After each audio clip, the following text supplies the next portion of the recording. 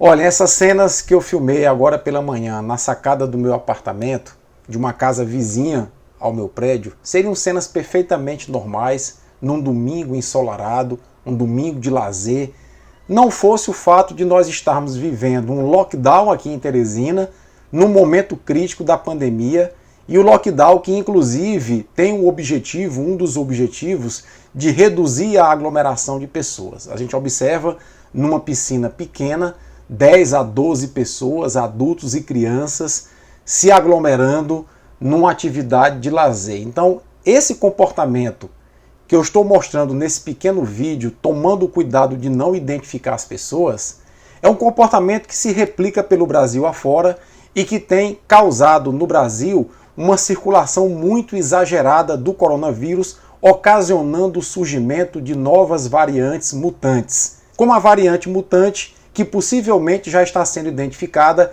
em Belo Horizonte, a segunda variante mutante do coronavírus em território nacional. É sobre isso que nós iremos conversar agora. Eu sou o Paulo Henrique, sou biólogo, sou dentista, mestre e doutor em microbiologia e imunologia e professor universitário. Eu convido a você que está passando por aqui, caso goste desse vídeo, a se inscrever no nosso canal e se somar aos quase 10 mil inscritos aqui no Conversa do PH. Pois é, pessoal, eu já tenho colocado inclusive em vídeos anteriores que há uma regra muito simples em virologia.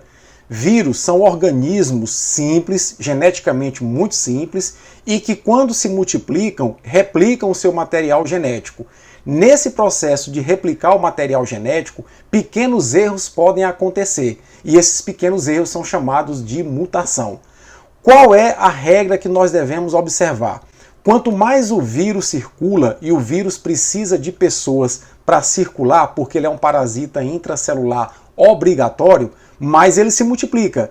E quanto mais ele se multiplica, mais mutações ele vai sofrer. A maioria das mutações não vai ocasionar problema algum, mas uma parte das mutações pode transformar os vírus em supervírus, com a maior capacidade infecciosa e causadores de doença viral mais grave. É o que aconteceu, por exemplo, com a variante P1, a variante de Manaus, que é uma variante que demonstrou ser muito mais infecciosa, se espalha muito mais facilmente e ocasiona Covid-19 mais grave em pessoas jovens. Recentemente, inclusive, a Sociedade Brasileira de Medicina Intensiva divulgou essa semana, por sinal, uma pesquisa mostrando que 52,2% dos internados em UTI com Covid grave ao longo desse mês de março são jovens de até 40 anos de idade, mudando completamente o perfil verificado até agora em relação à internação com Covid-19 no Brasil. Isso possivelmente seja o reflexo da variante mutante de Manaus, a variante P1,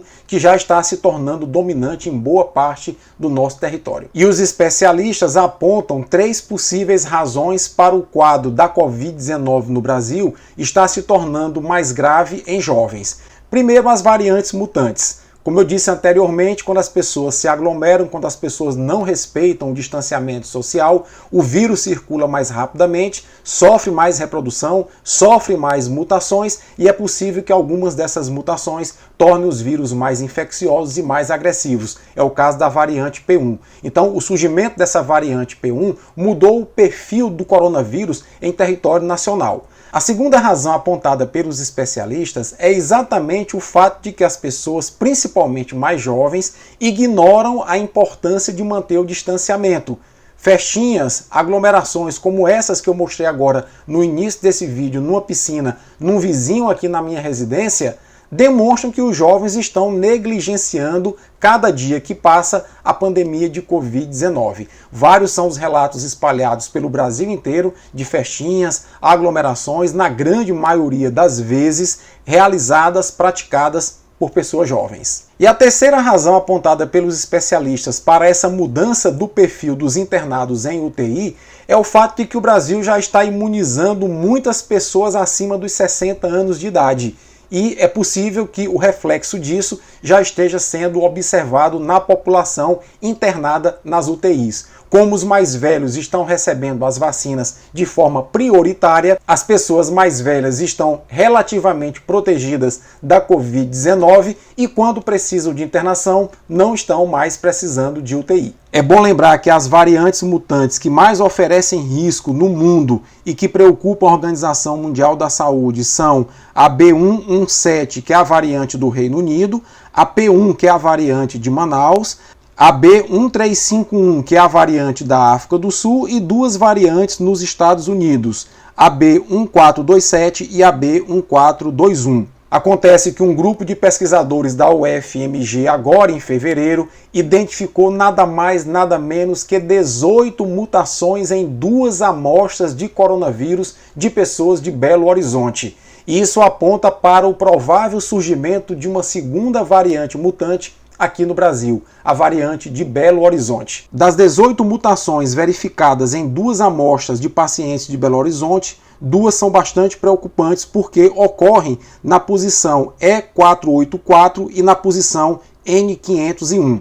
E essas duas mutações que acontecem nessas duas posições do genoma do coronavírus afetam exatamente a estrutura da proteína S, que é a proteína do vírus que é alvo do sistema imunológico quando ele é estimulado pelas vacinas. É por isso que a preocupação é grande, por quê? Porque essas variantes mutantes que têm alterações na proteína S podem tornar-se hábeis em driblar o sistema imunológico que foi treinado pelas vacinas e assim tornarem-se resistentes às vacinas. Essa é a grande preocupação da comunidade científica. E é importante que se perceba também que aquela teoria de que 70% da população brasileira teria que pegar a Covid-19 para atingir a imunidade de grupo ou imunidade de rebanho cai por terra exatamente pelo fenômeno das mutações. Se a gente deixar o coronavírus se espalhar livremente, como está acontecendo no Brasil, a probabilidade de surgirem 1, 2, 3, 4, 10 variantes mutantes aumenta. E com isso, a probabilidade de que o coronavírus se torne mais agressivo, mais infeccioso, também aumenta. É bom lembrar que doenças causadas por vírus como sarampo, poliomielite e varíola foram controladas não deixando a população adoecer das doenças para se atingir a imunidade de grupo. Foram controladas a partir da vacinação em massa da população. É por tudo isso que a gente defende, a gente que faz ciência séria, vem defendendo que o Brasil precisa urgentemente se conscientizar de manter o isolamento, de evitar aglomerações como essas que nós vimos no início do vídeo e aguardar a vacinação em massa da população. Apenas quando nós tivermos a população vacinada em massa, e isso significa 70% a 80% da população brasileira vacinada, é que nós possivelmente iremos controlar a pandemia de Covid-19 em território nacional. Enquanto nós não estivermos levando a sério o isolamento, o distanciamento, e enquanto nós não adquirirmos vacinas suficientes para imunizar a maior parcela da população brasileira, nós iremos assistir aos jovens adoecerem cada vez mais, ocuparem por mais tempo leitos de UTI e a população jovem do Brasil sendo agora atacada por essa pandemia e dizimando inclusive o nosso futuro, que está depositado nas mãos dos jovens. E é por isso que eu peço a você para também fazer a sua parte. Se cada um de nós fizer a sua parte, evitando aglomerações, mantendo o distanciamento, utilizando máscara quando sairmos de casa, nós iremos conseguir melhorar esses indicadores. Nós temos que fazer isso até 70% a 80% da população brasileira estar imunizada, vacinada. Aí nós poderemos ter uma vida de volta ao normal. Coisa que está muito difícil no atual momento, mas nós temos que ter resiliência, nós temos que ter paciência